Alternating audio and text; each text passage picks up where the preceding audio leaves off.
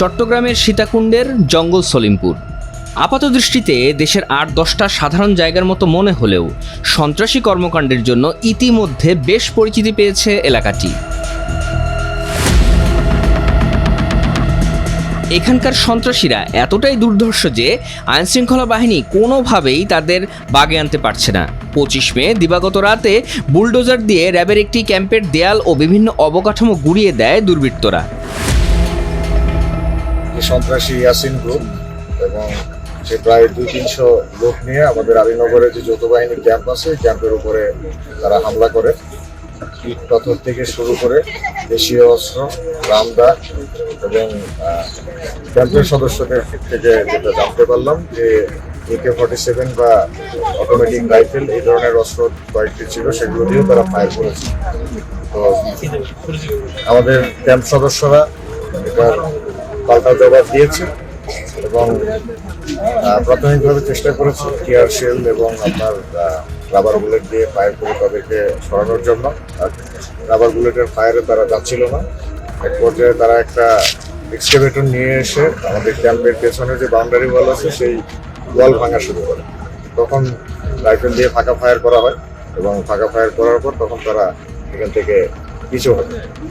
এই খবর পাওয়ার পরে আমরা যখন অন্যান্য সদস্যরা র্যাব, পুলিশ, সেনাবাহিনী, বিজিবি সবাই মুভ করি এবং এই ছিন্নমূলের দিক দিয়ে যখন ঢোকা শুরু করি তখন খবর পেয়ে তারা এখান থেকে উইথড্র করে চলে যায়।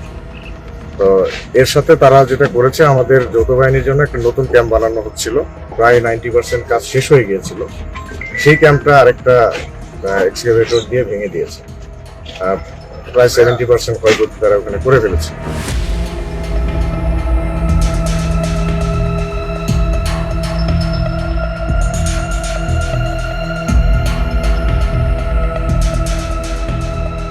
এর আগে ১৯ জানুয়ারি অবৈধ অস্ত্র উদ্ধার অভিযানে গিয়ে হামলার শিকার হয় র্যাব ৭-এর একটি দল। এ সময় র্যাবের উপসহকারী পরিচালক মোতালেব হোসেন ভূঁইয়া প্রাণ হারান। এছাড়া ৩ জনকে জিম্মি করে মারধর করা হয়।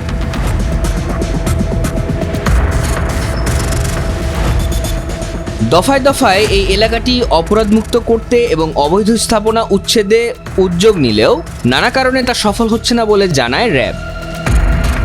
মূল কারণটা হচ্ছে এই ইয়াসিন গ্রুপের যে মূল যে সদস্যগুলো, এরা হচ্ছে আলীনগর থেকে পেছন দিকে যে পাহাড়ি এলাকাটা আছে, এইদিকে বিভিন্ন সময় বিভিন্ন জায়গায় লুকিয়ে থাকে।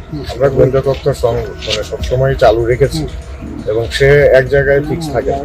বড় সমস্যাটা হচ্ছে যে আমার পৌঁছাতে দেরি হয়। তো আমি যখন পৌঁছাতেই আমি এই গেট দিয়ে যে কোনো দিক দিয়ে ঢুকলে পরেই খবর পেয়ে যায় যে প্রশাসনের বা র্যাবের, পুলিশের গাড়ি আসার সাথে সাথে সে খবর পেয়ে যায় এবং তখন সে সহজে লুকাতে পারে। কারণ আমার এই মেইন রোড থেকে আলীনগর পর্যন্ত পৌঁছাতেই আমার 30-40 মিনিট লেগে, গাড়ি নিয়ে গেলেও 30 মিনিট লাগে, ভাঙা রাস্তা এরকম। এই কমিউনিকেশনগুলো সহজ হয়ে গেলে তখন এই এলাকায় আমাদের আধিপত্য বিস্তার করা এবং এই ক্রিমিনালদের অ্যারেস্ট করাটা অনেক সহজ হবে। আপনাদের এখানে 2টা ক্যাম্প আছে, ক্যাম্প থাকা সত্ত্বেও আসলে 4টা পয়েন্ট এটা কিভাবে কাটলো আসলে? এইটা এক্সকেভেটর দিয়ে কেটেছে। যেটুক জায়গায় গর্ত দেখতে পাচ্ছেন আপনি, এই কাজটুক করতে 5 মিনিট লাগে। তো 4টা পয়েন্টে তারা বেশ কুইকলি কাজটা করেছে। আমাদের ক্যাম্পগুলো আপনি লোকেশনটা দেখেন, আমাদের 2 ক্যাম্পের একদম মাঝামাঝি জায়গা। তো রাত্রে আসলে 12টা-1টার দিকে তখন আমাদের টহল এইদিকে ছিল না, অন্যদিকে ছিল। সুযোগ নিয়ে তারা এটা তো 5-10 মিনিটের মধ্যে কেটে ফেলেছে সবাই। কেটে তারপর কুইকলি তারা ওখানে যে আমাদের উপরে অ্যাটাক করেছে। এই যখন পরিস্থিতি, তখন প্রশ্ন উঠেছে, সলিমপুরে অপরাধ চক্রকে কি নিয়ন্ত্রণ করতে পারবে সরকার? এর উত্তর দিয়েছেন স্বরাষ্ট্রমন্ত্রী সালাহউদ্দিন আহমদ। ৩১ মে প্রশাসনের উচ্চপদস্থ কর্মকর্তাদের নিয়ে জঙ্গল সলিমপুরের দুর্গম পাহাড়ি এলাকা পরিদর্শনে এসে তার পরিকল্পনার কথা জানান তিনি। রাষ্ট্রের বিরুদ্ধে চ্যালেঞ্জ ঘোষণা করার মতো সন্ত্রাসীদের দুঃসাহস কিভাবে হলো? তারা এই রাস্তা কেটে ভেকু নিয়ে এসে, বুলডোজার নিয়ে এসে র্যাবের আন্ডার কনস্ট্রাকশন ক্যাম্প ভেঙে দেওয়ার সাহসটা থেকে পায়। তাদের সাথে কারা জড়িত, এই জায়গার জমি দখলের সাথে কারা জড়িত, এগুলো আমরা এখন ফাইন্ড আউট করেছি। আজকে 12টার সময় আপনাদের সাথে বা 12টার পরে কথা হতে পারে, আবার সার্কিট হাউসে আমরা একটা সমন্বয় সভা করব সকল বিভাগীয় প্রধানদের নিয়ে।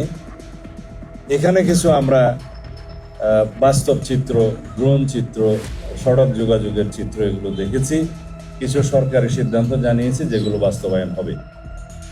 সলিমপুর ইউনিয়ন পাশে সীতাকুণ্ডের সাথে যোগাযোগ, ভাটিয়ারের সাথে যোগাযোগ, হাটাজারি বাইপাসের সাথে যোগাযোগ এবং চট্টগ্রাম কক্সবাজার মহাসড়কের সাথে যোগাযোগ কিভাবে স্থাপন করা যায়, কিভাবে রোড নেটওয়ার্ক স্থাপন করা যায়, এবং এখানে আমাদের যে পুলিশের জন্য, বিজিবির জন্য, র্যাবের জন্য, অন্যান্য বাহিনীর জন্য এবং সেনা নিবাসের জন্য কী কী ফ্যাসিলিটিস ক্রিয়েট করা যায় সেই বিষয়ে আমরা কথা বলেছি, এগুলো পরিকল্পনা করছি। জঙ্গল সলিমপুর থেকে এখনই কাউকে উচ্ছেদ করা হবে না জানিয়ে স্বরাষ্ট্রমন্ত্রী হুঁশিয়ারি দেন যে এই এলাকা সন্ত্রাসীদের অভয়ারণ্য হতে দেবে না সরকার। স্থানীয় অধিবাসী যারা বিভিন্নভাবে এখানে কোনো না কোনো কারণে বসতি স্থাপন করতে বাধ্য হয়েছে অস্থায়ীভাবে বা রিহেবিলিটেটেড হয়েছে বিভিন্ন কারণে, তাদেরকে কিভাবে পুনর্বাসন করা যায় সেটা আমরা একটা পরিকল্পনা করব। তাদের কাউকে এখান থেকে আপাতত উচ্ছেদ করা হবে না। আমরা জনগণের সরকার, জনগণকে কমফর্ট দেওয়ার জন্য আমরা আমাদের সমস্ত পরিকল্পনা করব। সুতরাং কেউ যদি এখানে ভীতির সৃষ্টি করতে চায় যে উচ্ছেদ করা হবে ইত্যাদি করা হবে, তারা যেন প্রশাসনের সাথে আগেই যোগাযোগ করে। সরকারের এই ধরনের পদক্ষেপ কতটা কার্যকর হবে সেটি সময়ই বলে দেবে বলে মনে করেন স্থানীয়রা।